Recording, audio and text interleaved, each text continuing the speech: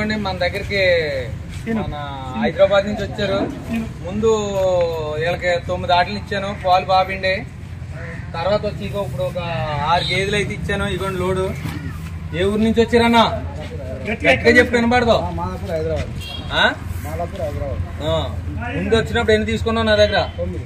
ఇప్పుడు మీకు చూడండి, ఇతను మాదాపూర్ హైదరాబాద్ నుంచి వచ్చారు. చూడండి ఈ లోడ్ గేదెలు అయితే ఇవ్వడం జరిగింది. చెప్పు కావాల్సి ఉంటే రండి. ఎవరి దగ్గర తీసుకున్నావు?